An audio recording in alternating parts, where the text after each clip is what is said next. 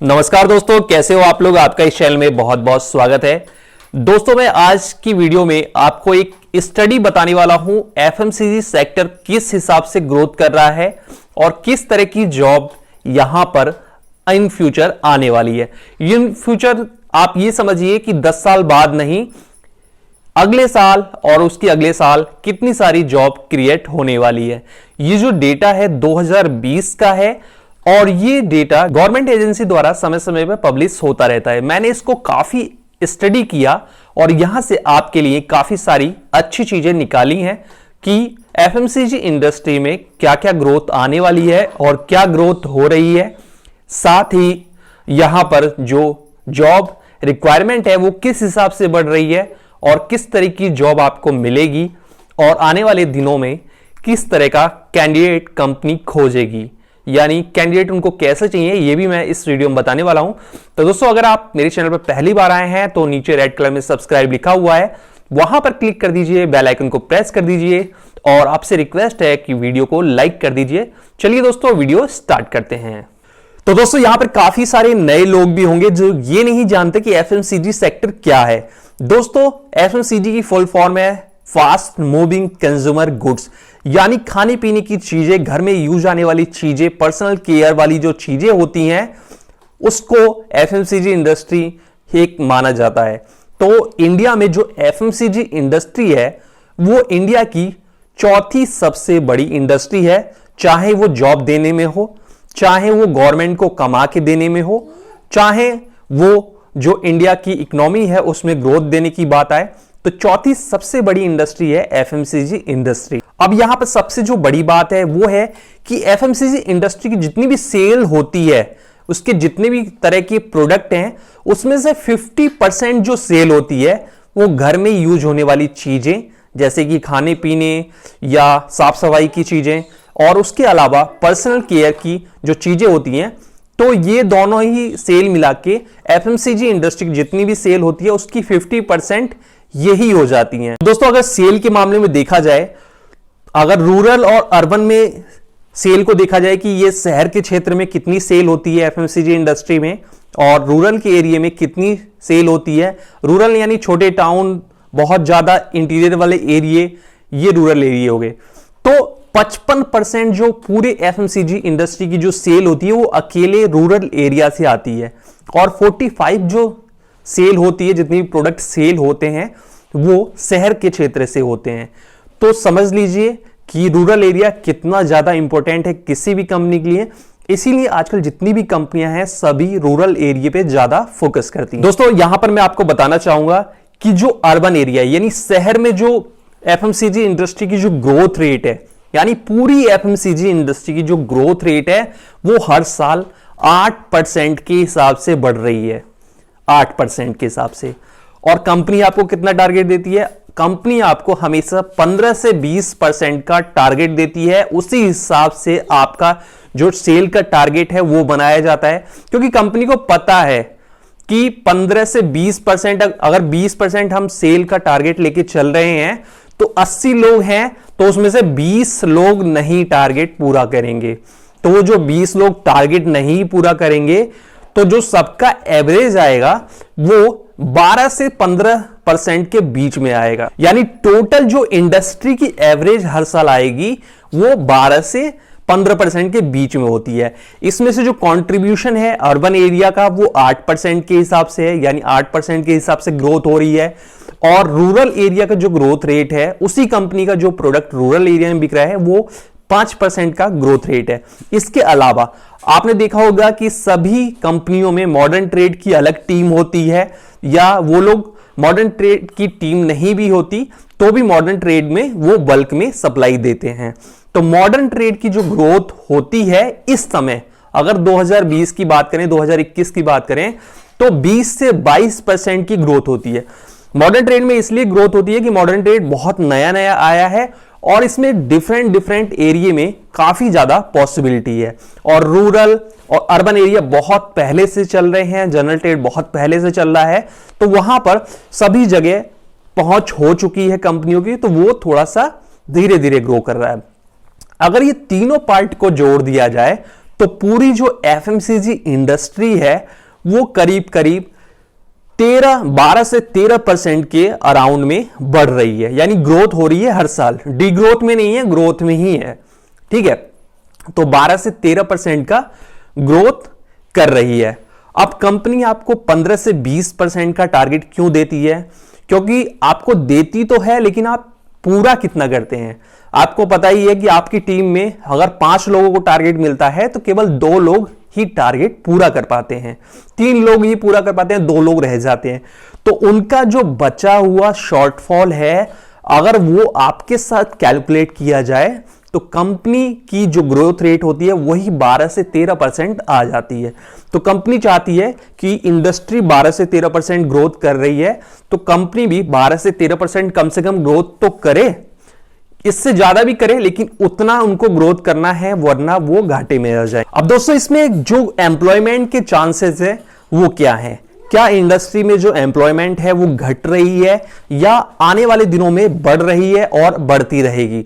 तो यहां पर हमेशा इंडस्ट्री ग्रोथ कर रही है 12 से 13%, तो इसका मतलब यह है कि कंपनी बढ़ रही है और प्रोडक्शन बढ़ रहा है। जब प्रोडक्शन बढ़ रहा है तो नई नई कंपनियां भी आ रही हैं और भी कंपनी मार्केट में एंटर कर रही है।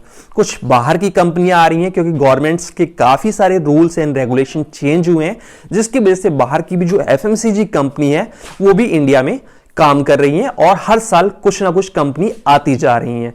तो यहां पर क्यों आ रही हैं? सबसे पहले तो जो गवर्नमेंट ने 100% फॉरेन डायरेक्ट इन्वेस्टमेंट इन फूड प्रोसेसिंग और सिंगल ब्रांड रिटेल में जो लाया है, यानी कोई अगर बाहर की कंपनी है वो अकेले ही इंडिया में काम करना चाहती है, किसी के साथ पार्टनरशिप नहीं करना चाहती, तो वो इन 2 सेक्टर में आ सकती है।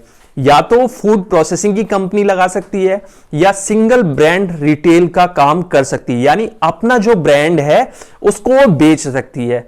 ऐसा नहीं है कि वो कंपनी आ गई 100% एफडीआई में और वो काफी सारी दूसरी कंपनियों की जो चीजें हैं उसे भी लेके अपने स्टोर में बेच रही है। ठीक है, इसके बाद 51% जो एफडीआई है वो मल्टी ब्रांड रिटेल में है। अगर कोई कंपनी चाहती है कि वो अपना ही प्रोडक्ट बेचे और दूसरे का भी खरीद के बेचे, तो उसको यहां पर किसी ना किसी कंपनी से टाई अप करना पड़ेगा। तो गवर्नमेंट ने इतनी सारी छूट दे दी है जिसकी वजह से बाहर की कंपनियां भी यहां पर आ रही हैं और यहां की कंपनियों से टाई अप करके उनका भी बिजनेस बढ़ा रही है, जिसकी वजह से क्या है, जॉब क्रिएट हो रही है नई तरीके की। आपको पता ही है एफएमसीजी इंडस्ट्री में कभी भी ग्रोथ होती है तो बहुत सारे लेवल पे ग्रोथ होती है। ट्रांसपोर्ट में ग्रोथ हो जाती है, डिपो में ग्रोथ होती है, कंपनी की मैन्युफैक्चरिंग यूनिट में ग्रोथ होती है, सेल्स डिपार्टमेंट में ग्रोथ होती है, मार्केटिंग में होती है, बहुत सारे तरह के जॉब क्रिएट होते हैं, फाइनेंस में होती है। अब यहां पर जितनी बड़ी बड़ी कंपनियां हैं वो भी कुछ ना कुछ नया लॉन्च करती जा रही हैं। जैसे कि हिंदुस्तान लीवर ने पिछले साल ही नेचर प्रोडक्ट नाम से एक अपना ब्रांड अलग से लॉन्च किया, जो कि नेचुरल प्रोडक्ट के लिए नेचुरल प्रोडक्ट बनाती है, और काफी सारी और भी कंपनियों ने किया। यहां पर मैं कुछ ही उदाहरण बता रहा हूं क्योंकि बहुत सारे उदाहरण हैं। और पेप्सिको ने पिछले साल जो इसका स्नैक्स डिवीजन है उसको डबल करने का प्लान बनाया है, यानी उसको डबल करने का अनाउंसमेंट किया है। डबल करने के लिए उसने क्या करा है, उसने काफी सारी कंपनियों में पैसा डाला है जिससे कि प्रोडक्शन डबल हो, सेल्स एंड मार्केटिंग टीम को डबल किया है जिससे सेल डबल हो।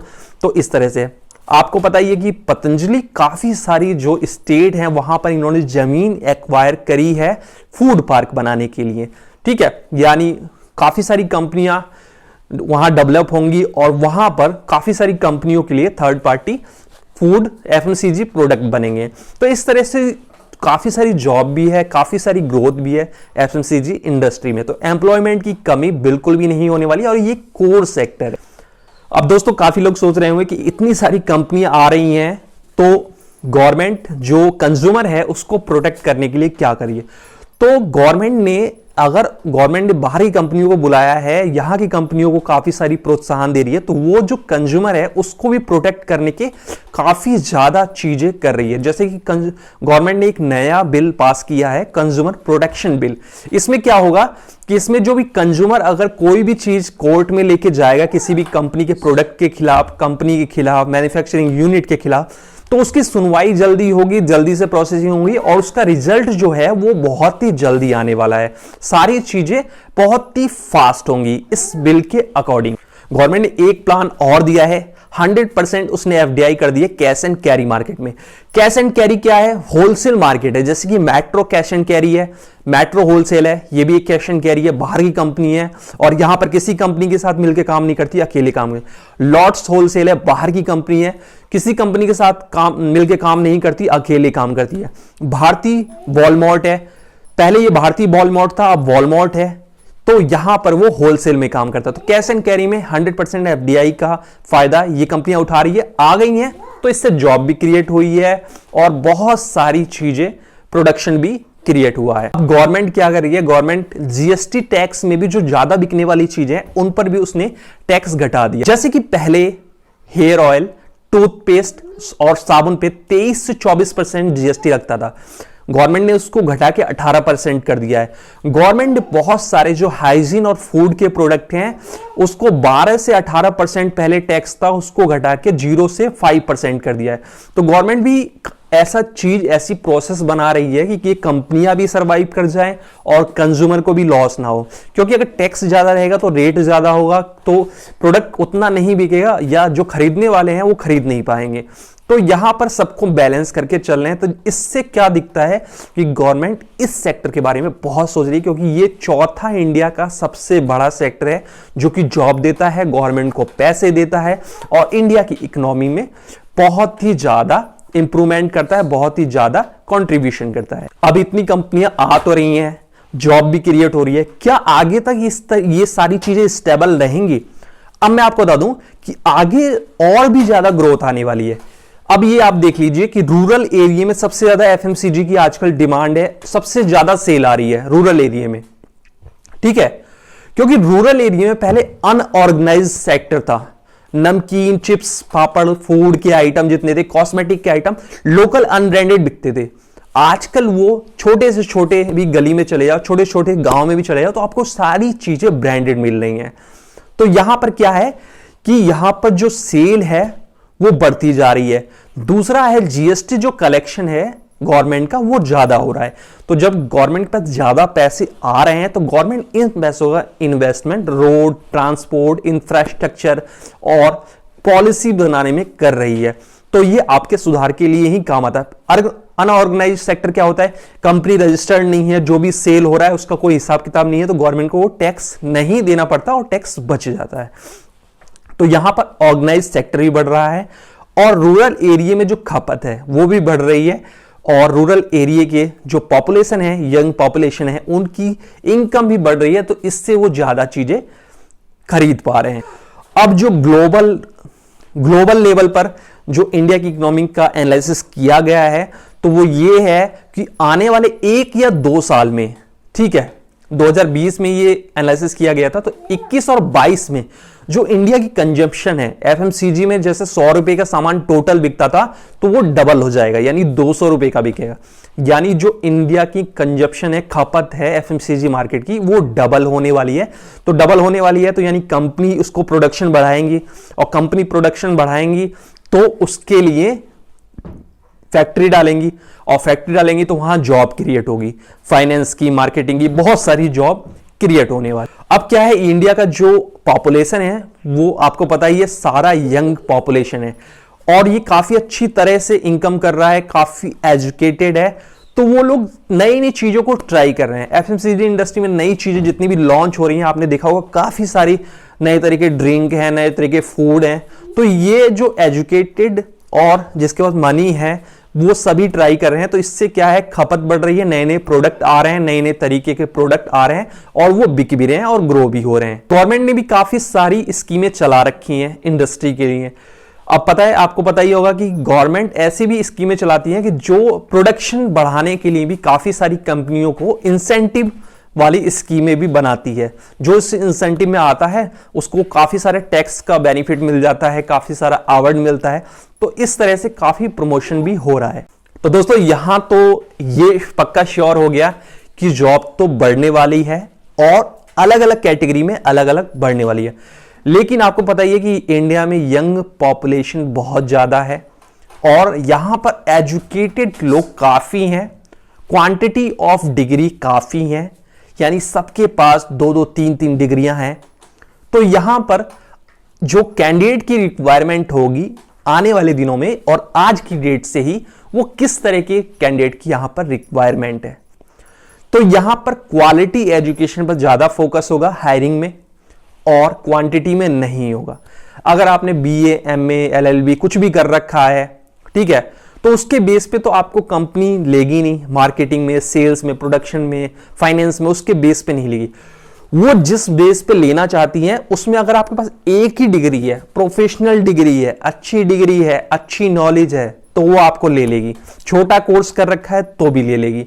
लेकिन अगर आपके पास बहुत सारी डिग्री है, आपको उस चीज की नॉलेज नहीं है, तो आपको बिल्कुल भी नहीं लेगी। इसलिए क्वालिटी एजुकेशन पे फोकस करिए, क्वांटिटी एजुकेशन पे नहीं। छोटा कोर्स कर लीजिए लेकिन अच्छी तरह से, प्रोफेशनल कोर्स। इसके बाद यहां पर जो लोग चाहिए वो सेल्फ मोटिवेटेड होने चाहिए, स्किल्स डेवलपमेंट वाले होने चाहिए, यानी अपनी स्किल्स को बार बार वो चेंज करते रहे, उसको बढ़ाते रहे, सीखते रहे, खुद से सीखने वाले लोग। इसके बाद कंप्यूटर की नॉलेज तो अच्छी होनी चाहिए। आप चाहे किसी भी सेक्टर में काम कर लो, कंप्यूटर की नॉलेज अच्छी होनी चाहिए। इसके अलावा एक्सेल, पावर पॉइंट और ईमेल, इंटरनेट की जानकारी अगर आपको होती है तो ये आपके लिए बहुत ही ज्यादा फायदेमंद है, चाहे आपकी ग्रोथ हो, चाहे अच्छी सैलरी हो, चाहे अच्छी पोजीशन हो। इसके बाद कैंडिडेट ऐसा होना चाहिए आज की डेट में कि वो खुद से लर्न करे। आजकल इतना टाइम नहीं है किसी के पास। अगर आप किसी कंपनी को न्यू ज्वाइन करते हो तो आपको एक दिन किसी के साथ लगा देते हैं, वो भी 1 घंटे की ट्रेनिंग दे देता है, भाई ऐसे ही होगा। उसके बाद आपको खुद सीखना है, आपको ऑब्जर्व करना है और नई नई चीजें सीखनी है। इसके बाद सेल्फ लर्नर होना चाहिए, खुद से सीखने वाला।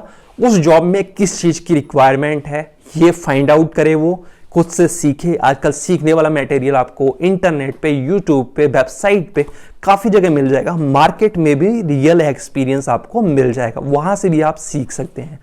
इसके बाद जो सबसे लास्ट में है, जो हर कंपनी देखती है, फर्स्ट लुक में ही देख लेती है, कि आपको वेल ड्रेस्ड होना चाहिए, यानी ड्रेसिंग सेंस आपका अच्छा हो, गुड कम्युनिकेशन स्किल्स हो। कम्युनिकेशन का मतलब ये नहीं होता कि आपको इंग्लिश स्पीकिंग आनी चाहिए। अगर आप पंजाबी बोलते हैं तो पंजाबी में अच्छी तरह से आप बोलें कि सामने वाला सुने आपको।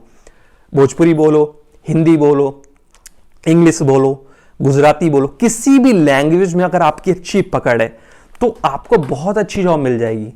ठीक है, आपको लोग प्रीफर करेंगे, क्योंकि आपको पता ही है कि 55% जो एफएमसीजी इंडस्ट्री की सेल है वो रूरल एरिया से है।